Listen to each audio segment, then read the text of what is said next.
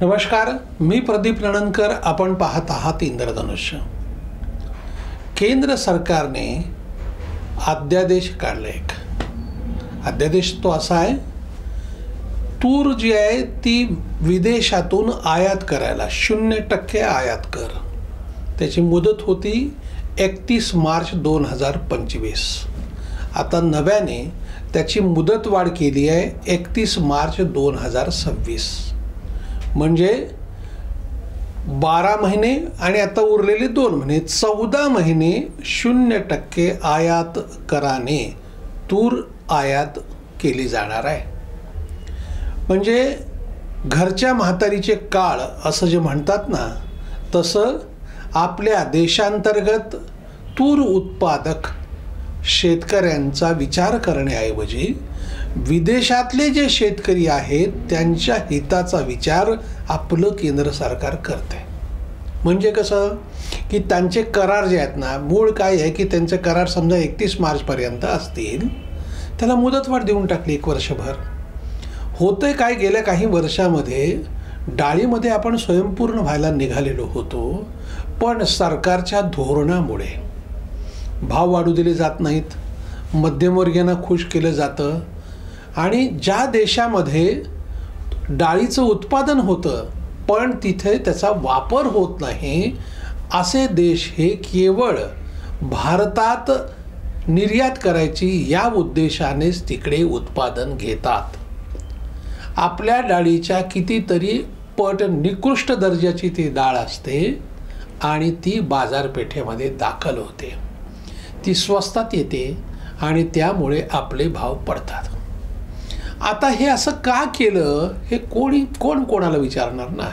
केंद्र सरकारचे मंत्री या संबंधातला कसलाही खुलासा करत नाहीत. यावर्षी तुरीचा हमी भाव आहे 7,550 रुपये आणि बाजारपेठेमध्ये सध्या 7,100 रुपयाच्या आसपास लातूरच्या बाजारपेठेत तूर विकली जाते आहे. म्हणजे हमी भावापेक्षा 450 रुपयाने कमी. कर्नाटकमधल्या काही भागात तर तसा सध्याचा भाव हा 100-200 रुपये कमी आहे. म्हणजे लातूर बाजारपेठेपेक्षा 6,900 6,950 असा तो भाव आहे. हमी भावाने 100% शेतमाल खरेदी केला जाईल अशी घोषणा केंद्रीय कृषी मंत्री शिवराज सिंह चौहान यांनी केलेली होती. घोषणा झाली, अंमलबजावणीचं काय? एकही खरेदी केंद्र सुरू नाही. आता तुरीच्या राशी झालेत. यावर्षी पाऊस चांगला असल्यामुळे उत्पादकताही चांगली आहे, उतारे चांगले आहेत, पण बाजारपेठेमध्ये भाव मिळत नाही. सरकार या संबंधामध्ये काहीही करत नाही. आता बघा, या उलट कर्नाटक, शेजारच्या कर्नाटक प्रांतातल्या सरकारने, तिकडे काँग्रेसचं सरकार आहे, हमी भाव आहे 7,550 रुपये. तिथल्या सरकारने शेतकऱ्याला 450 रुपये समर्थन मूल्य द्यायचं ठरवलं आहे, अतिरिक्त पैसे द्यायचे. म्हणजे झाले 8,000 रुपये. म्हणजे तिथल्या शेतकऱ्याला 8,000 देतील आणि त्या सरकारने सध्याच 140 कोटी रुपयाची तरतूद करून ठेवली आहे 450 रुपये शेतकऱ्याला देण्यासाठीची. आता शेजारचं कर्नाटक प्रांत ही तरतूद करतं, तर अशी तरतूद महाराष्ट्र सरकार का करत नाही? महाराष्ट्रामध्ये तूर खरेदी केंद्र का सुरू होत नाहीत? ज्या अर्थी कर्नाटकात ती व्यवस्था केली म्हणजे तिकडे व्यवस्था होईल. म्हणजे बघा ना, आता सोयाबीनचा हमी भाव 4,892 रुपये, गेल्या कित्येक महिन्यात तो 4,200च्या वर काही जात नाही. आता शेतकऱ्याला हा जो फरक त्याचा आहे ना, तो कुठं देणार आहात तुम्ही? आणि शेतकरी हिताचे निर्णय सरकार घेतं अशी घोषणा केली जाते. म्हणजे शेतकरी हित कशात आहे? हमी भावापेक्षा कमी भावाने शेतमाल विक्रीमध्ये शेतकऱ्यांचं हित आहे का? असे निर्णय का घेतले जातात? 0% आयात शुल्क आकारून तूर आयात का केली जाते?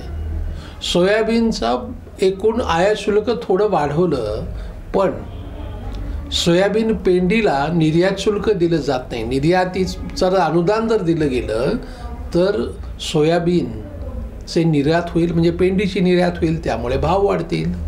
असे निर्णय सरकार का घेत नाही हे सांगितलं पाहिजे ना शेतकऱ्यांना. पंजाबचे शेतकरी, हिमाचल प्रदेशातले शेतकरी, हरियाणाचे शेतकरी जेव्हा आंदोलन करतात, मग त्यात तथ्य आहे. त्या आंदोलनाला मात्र तुम्ही भीक घालणार, त्यांना त्यांच्या दबावाला बळी पडणार, आणि बिचाऱ्या अन्य प्रांतातले लोक गप्प गुमान बसतात म्हणून त्यांच्याकडे काहीच बघणार नाही. त्यांच्याकडे कोण बघणार? त्यांच्या प्रश्नांकडे सरकारचं लक्ष कधी वेधलं जाणार? या ठिकाणची शेतकऱ्याच्या नेत्यांच्या मर्यादा आहेत. त्यांना फक्त निवडणुका लढवायच्या असतात आणि मग मला हे माहितीच नव्हतं, मला अमुकच नाही, असल्या प्रतिक्रिया देतात पुळचट, काहीच करत नाहीत.